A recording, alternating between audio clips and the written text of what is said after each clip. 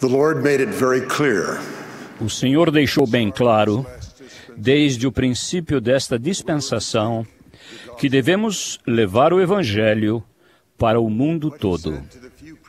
O mesmo que ele disse aos poucos portadores do sacerdócio em 1831, ele diz para os muitos de hoje: seja qual for nossa idade, cargo, chamado da igreja ou local de moradia, somos todos um, tendo sido chamados ao trabalho para ajudá-lo em sua colheita de almas, até que ele volte novamente. Ele disse o seguinte aos primeiros trabalhadores na vinha: e outra vez vos digo, dou-vos um mandamento, de que todos os homens, sejam élderes, sacerdotes, mestres e também os membros, dediquem-se com vigor, com o trabalho de suas mãos, à preparação e execução das coisas que ordenei. E que vossa pregação seja a voz de advertência de cada homem a seu próximo, com brandura e mansidão.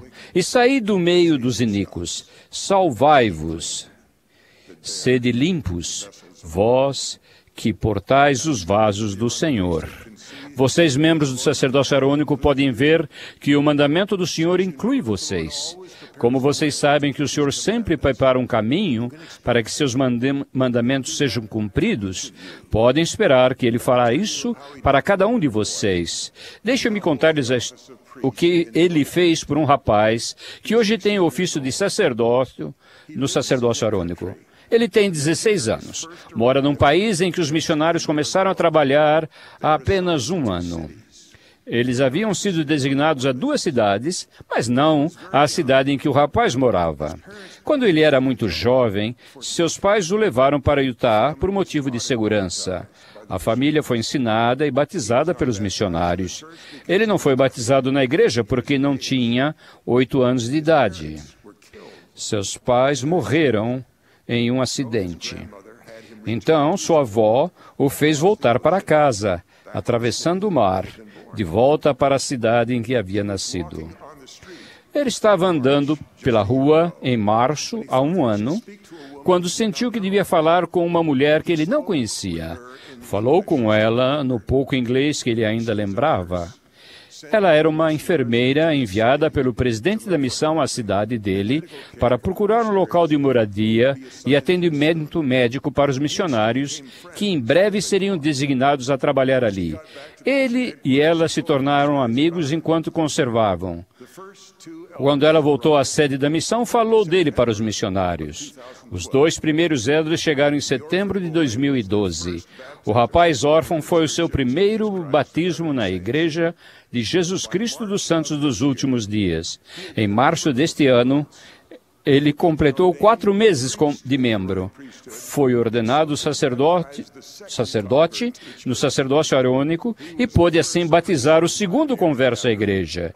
Ele foi o primeiro pioneiro do sacerdócio a reunir outros filhos do Pai Celestial para estabelecer a igreja numa cidade de aproximadamente 130 mil pessoas. No domingo de Páscoa, em 31 de março de 2013, o número de membros daquela cidade havia aumentado para 6.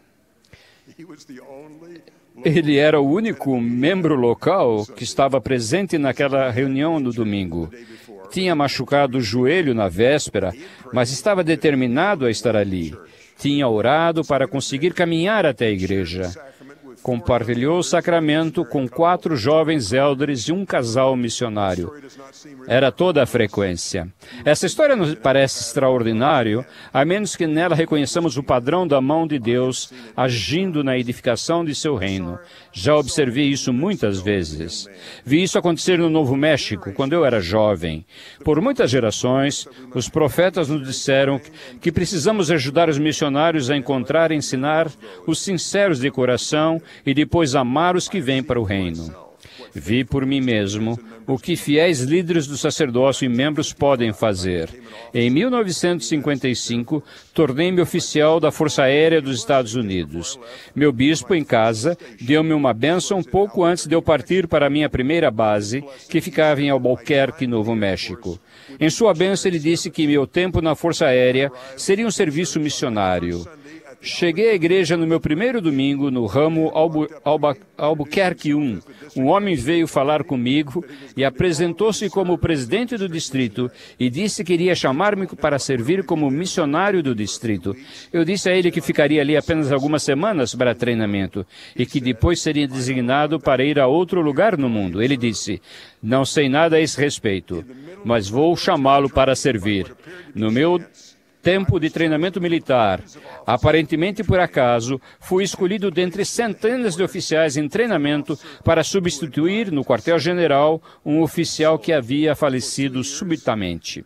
E assim, durante os 2 anos em que ali fiquei, trabalhei em meu chamado. Na maioria das noites, em todos os fins de semana, eu ensinava o Evangelho de Jesus Cristo às pessoas que os membros nos traziam. Meus companheiros e eu fazíamos uma média de 40 horas por mês de serviço missionário, sem nunca ter precisado bater em portas para encontrar alguém para ensinar. Os membros nos davam tanto serviço que com frequência ensinávamos 2 famílias na mesma noite. Vi por mim mesmo o poder e a bênção contidos na repetida conclamação dos profetas de que todo membro seja um missionário. No último domingo, antes de eu partir de Albuquerque, vi a primeira estaca ser organizada naquela cidade. Hoje há um templo sagrado ali, uma casa do Senhor, numa cidade na qual antes nos reuníamos em uma capela com santos que traziam seus amigos até nós para serem ensinados e para sentir o testemunho do Espírito. Eles sentiam chegar a um lar que os acolhia na verdadeira igreja do Senhor. Vi o mesmo acontecer depois na Nova Inglaterra, onde frequentei a faculdade. Fui chamado como conselheiro de um excelente presidente de distrito, que antes havia sido um homem desinteressado pela igreja e que se transformara num homem de grande força espiritual. Seu mestre familiar o amou o suficiente para ignorar o charuto que ele fumava e ver o que Deus via nele. O presidente do distrito e eu percorremos de carro as montanhas e o litoral para visitar pequenos ramos espalhados pelos estados de Massachusetts e Rhode Island, a fim de edificar e abençoar o reino de Deus.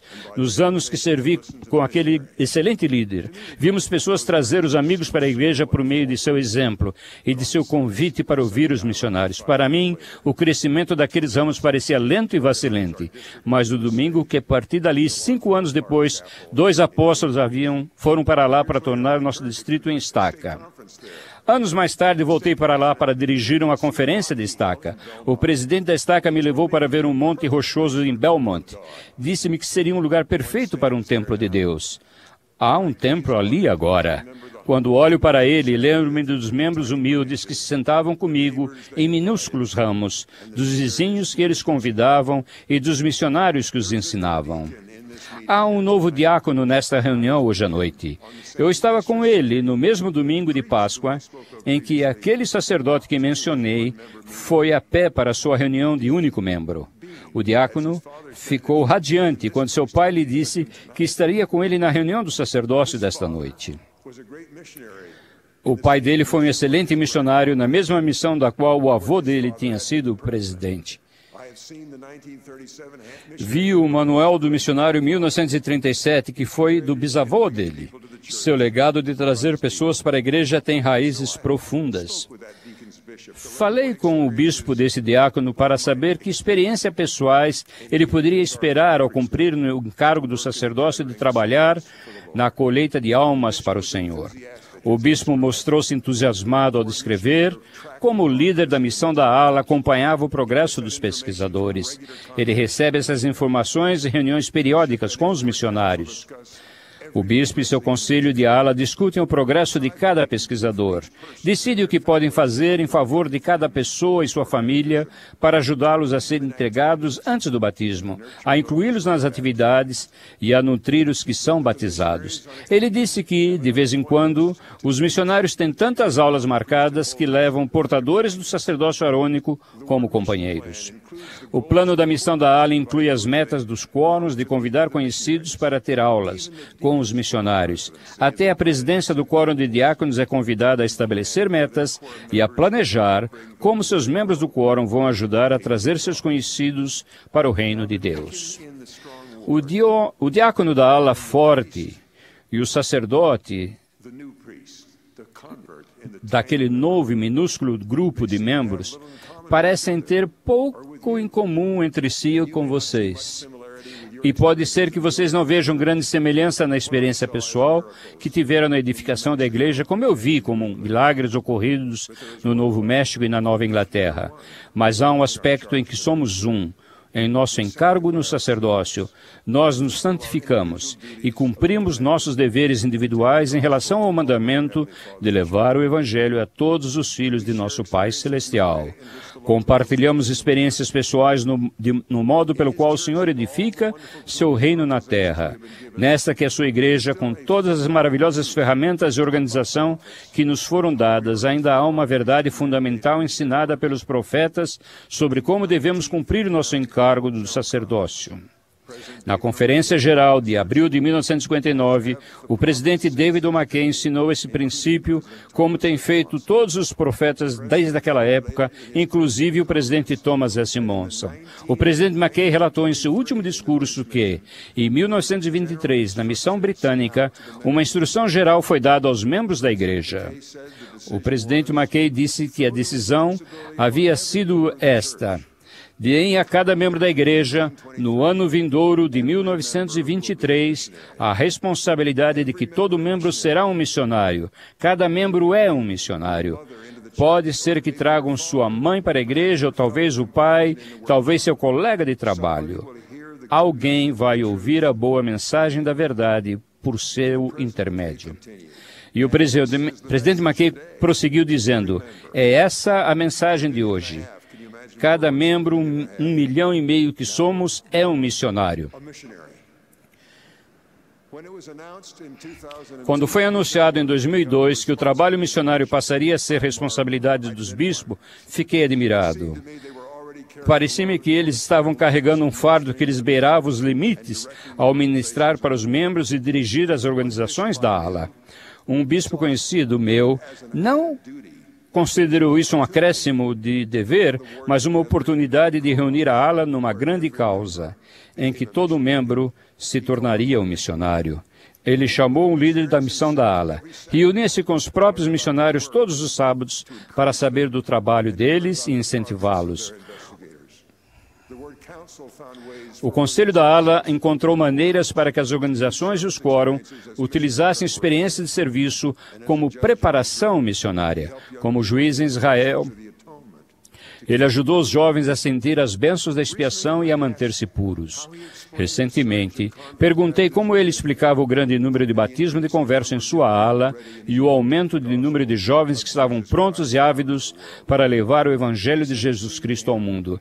Ele disse que, para ele, não parecia ter sido tanto o dever cumprido por alguém, mas o modo como eles haviam se tornado um, em seu entusiasmo de trazer pessoas para a comunidade dos santos, que lhes dava tanta alegria.